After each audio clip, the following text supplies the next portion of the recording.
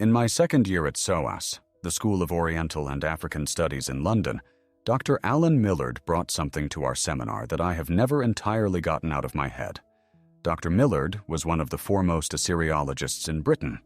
He specialized in the written culture of ancient Mesopotamia, the clay tablets, the incantation texts, the administrative records of the Assyrian and Babylonian empires. He had spent decades in the field and in the archives. He was not a man given to drama. What he brought to the seminar that afternoon was a reproduction of a clay tablet.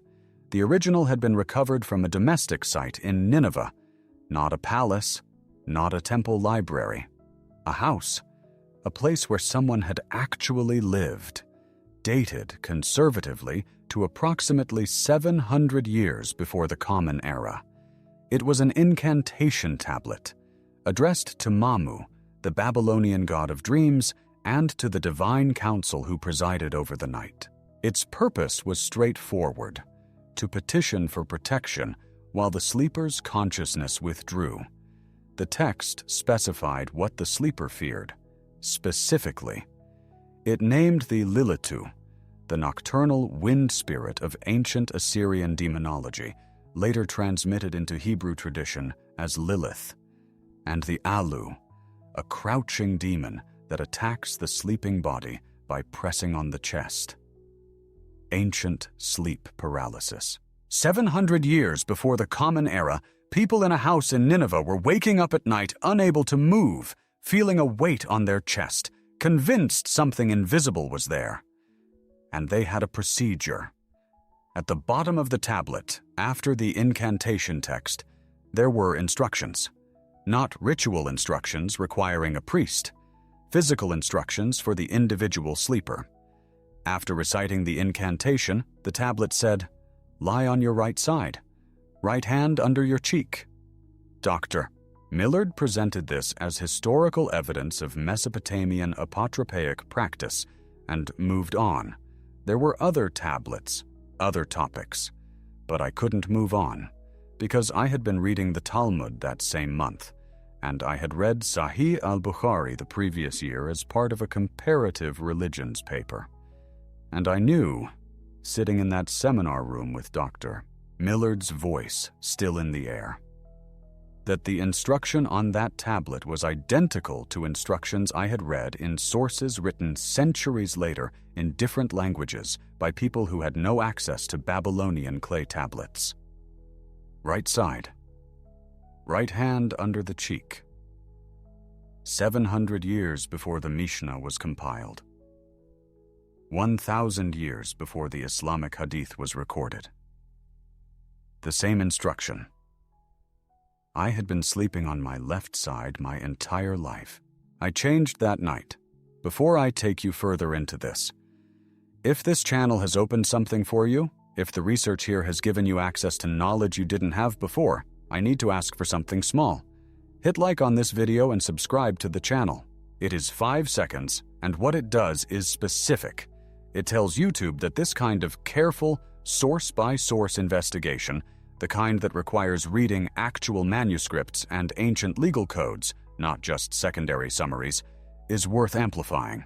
That mechanism allows this work to reach people who are actually searching for it. If it matters to you, hit like and subscribe. And now, let me tell you what Solomon knew. What makes a sleeping body spiritually different from a waking one? Medically, we know the answer. The body is at rest, the brain cycles through maintenance, the muscles relax. A sleeping person is a biological system in a recovery state. But the ancient world had a different answer, and they were not speaking metaphorically. The Zohar, the central text of Jewish mysticism, transmitting teachings that trace back through centuries of rabbinic tradition, teaches that during sleep, the soul partially ascends, not completely. A thread remains. What the Zohar calls the nefesh, the lowest level of the soul, the life breath, remains in the body, maintaining the breath, the heartbeat, the biological continuity. But the higher faculties, the neshama, the part of the soul capable of perception, intention, and moral evaluation, that part departs. It ascends to the heavenly court, where the record of the day is reviewed, where the soul receives a portion of prophetic light, what the tradition calls 1/60th of prophecy, and what it brings back, partly, shapes the dream, which means the body is left behind. Not empty, but unguarded in the ways that matter most.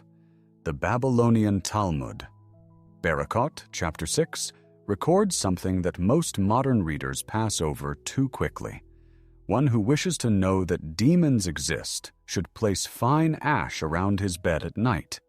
In the morning, he will see their footprints, like the footprints of a rooster. Read that carefully. This is the Babylonian Talmud, the most authoritative record of rabbinic legal discourse in Jewish history. It does not write theological poetry in its legal sections. This is a protocol, a test. You want empirical evidence? Here is the methodology: ash, bed, morning investigation. The ancient sages were not naive. They were precise. And what they were saying is this: the space around a sleeping person is inhabited. Not empty, not neutral. Something moves there. Solomon knew this, and he prepared accordingly. In the 12th century, Rabbi Moses ben Maimonides, the Rambam, produced the Mishneh Torah. It is the most comprehensive codification of Jewish law ever written. Every ruling in that text traces through centuries of rabbinic discourse to the practice of the Temple era. In Hilchot Deot, the laws of human dispositions. Chapter 4. Maimonides addresses the laws governing sleep. He writes, "A person should not sleep on his face or on his back, only on his side." He then provides the framework. Begin the night on the left side. As the night deepens and digestion is complete, transition to the right. And the morning awakening, the re-emergence into waking consciousness, must happen from the right side. Maimonides offers a physical rationale. The liver generates heat that warms the stomach from the right side. After digestion, the right side facilitates proper rest. He is not pretending this is not physical. He accounts for the physical. But Maimonides is writing a legal code, not a medical handbook. In the Mishneh Torah, physical regulations carry covenant dimensions, and what he is encoding for every practitioner of Jewish law is something precise. In the theology of the ancient temple, the right side is the side of the berit, the covenant. Every significant covenant act in the Hebrew Bible is sealed with the right hand. The right hand is the hand of divine oath. The right hand is the hand of protection. Psalm 121, verse 5. The Lord is your shade at your right hand. Your right hand.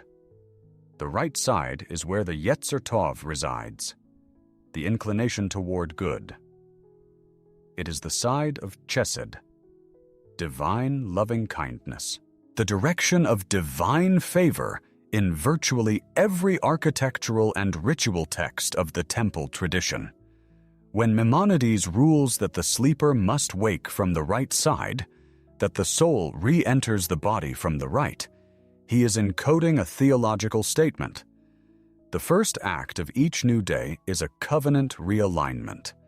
The soul returns to the body from the direction of holiness, of divine protection, of the berit. This is not a sleeping recommendation dressed in legal language. This is applied covenant theology. The body at rest is still a theological document. Now I want to stay in the Talmud for a moment. Tractate Shabbat, page 151. The Talmud records, "It is forbidden for a man to sleep alone in a house, lest Lilith seize him." Lilith. The name appears in Isaiah 34, the Hebrew word Lilith, the night creature. But the Talmud's Lilith is drawn from a far older tradition, the Babylonian Lilitu, the wind demon that attacks sleeping men, the Assyrian Alu, the entity on the chest that leaves you paralyzed and unable to cry out, the old hag of West African, Nigerian, and Ghanaian accounts. Different names, the same experience, and the tradition is not claiming these are different entities. It is recognizing the same phenomenon, transmitted through different cultural vocabularies, describing the same thing. Something approaches a sleeping body. Something that specifically targets the unconscious. In Kabbalistic theology, rooted in Talmudic sources, not only later mystical literature, the left side of the human body corresponds to the Yetzer Hara, the evil inclination. The heart itself, in its physical anatomy, tilts naturally to the left. Ecclesiastes 10, verse 2. A wise man's heart is at his right hand, but a fool's heart is at his left. In the language of Kabbalistic theology, the left side of the human body is the point of access of the Sitra Achra. The other side, the realm of spiritual forces that oppose the divine order, the realm from which nocturnal spiritual attack proceeds. During waking life, consciousness guards this access point. Prayer, intention, covenant awareness. These are the walls. During sleep, the walls come down. In Sahih al-Bukhari, Hadith 247, from the most authenticated hadith collection in Sunni Islam, the Prophet Muhammad gives an instruction to believers about how to approach sleep. He says, "When you go to your bed, perform wudu as for prayer. Then lie on your right side. Pay attention to the framing. Perform wudu, the ritual purification, as for prayer." The act of preparing for sleep is being framed as a ritual act of equivalent gravity to preparing for salah. The position, the right side, is explicitly connected to that purification. The theological logic runs deep. In Islamic burial practice, the deceased is placed on their right side facing Mecca. This is the final posture of the body, the position it will hold until the day of resurrection. The right side facing the direction of God's house on earth.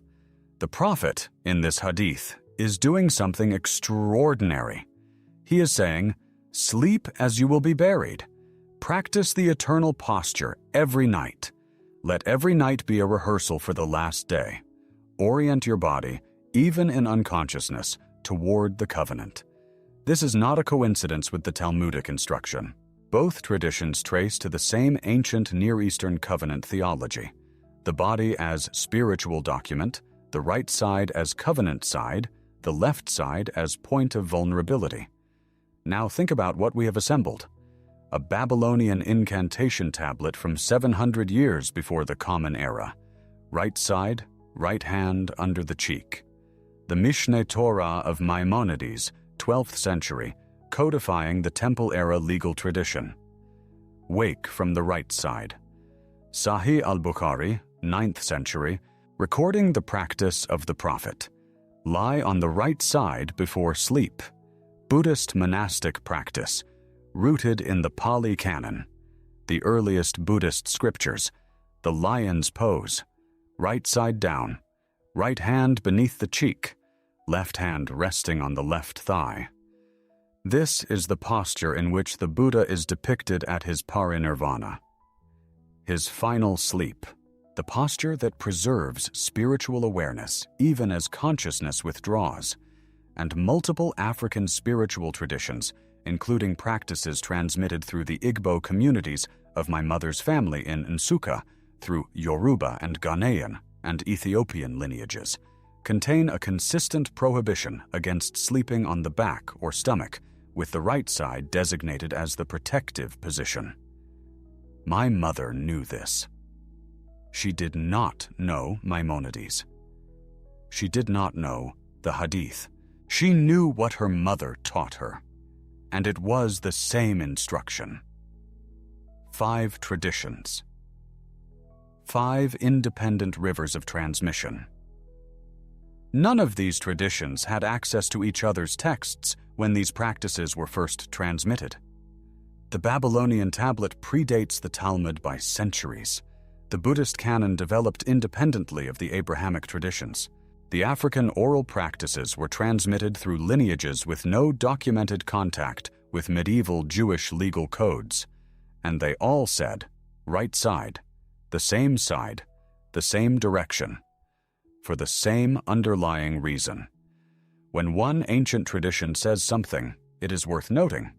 When 5 traditions separated by millennia and continents say the same thing independently, that is not folklore. That is observation. They were all looking at the same reality, and they were all transmitting the same response. The probability of this being coincidence requires a greater faith in randomness than any ancient theology asks of you. So, what was Solomon avoiding? I promised I would not be vague about this. The human heart, physically, tilts to the left. This is anatomy, confirmed in any medical textbook. The apex of the heart points left. The organ itself leans in that direction. In the theological mapping of the temple tradition, in the Kabbalistic sources that trace to Talmudic teaching, this is not coincidence. The left side of the body is the location of the Yetzer Hara, the side where the inclination toward evil resides. The side where the Sitra Achra, the other side, the domain of spiritual forces that oppose the divine order, has its point of access to the human body. During waking life, the consciousness guards the left side.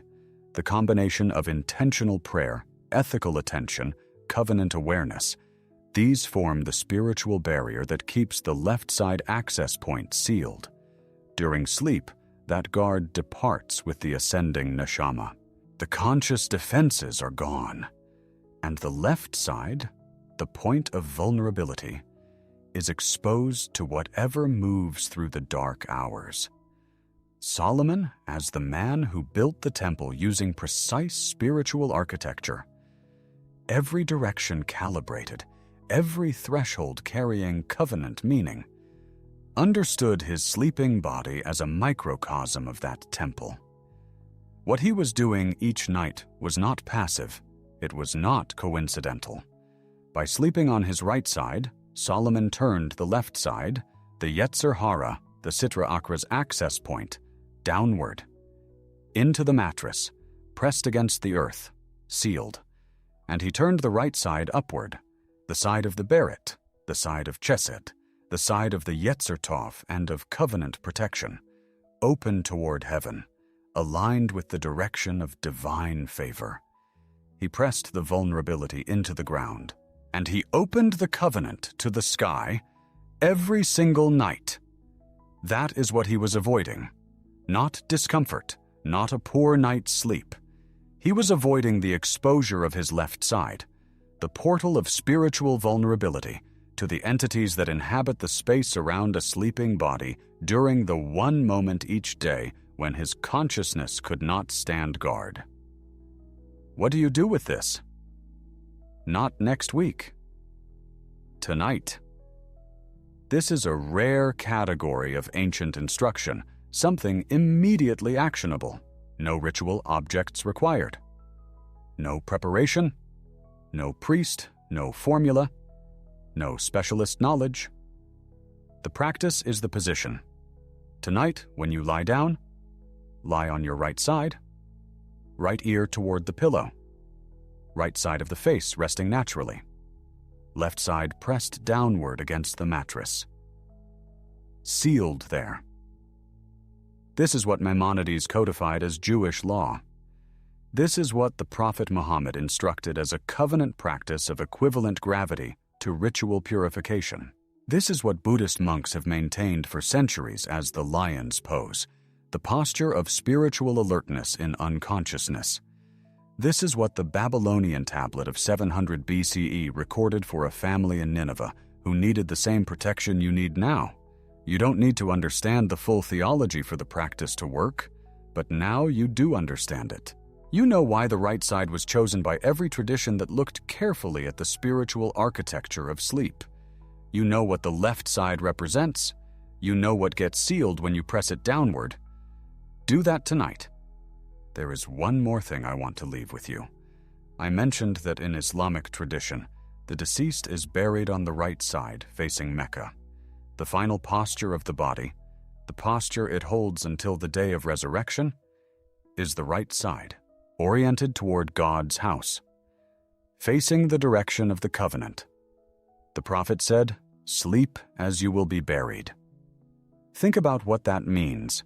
Every night that you take the right side position, every night you press the left side into the earth and open the right side toward heaven, you are rehearsing, not just sleeping, rehearsing the eternal posture, aligning your temporary nightly unconsciousness with the permanent one.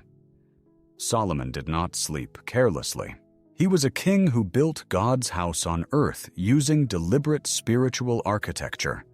He was a sage who authored 3 books of scripture, who commanded spirits and bound demons, and who spent decades studying the precise operations of the spiritual realm. He was not going to approach the most vulnerable moment of each day, the moment when his soul would partly depart and his body would lie exposed, without deliberate preparation. He knew what he was doing. He knew why the right side. He knew what the left side was. And every night he performed the same small covenant act. He lay down on his right side, and he slept like a king who understood exactly what was moving in the dark. You can do the same thing tonight. What you do with this is entirely up to you. Sleep well, or don't. If this has opened something you need to sit with a little longer first. We will go deeper next time.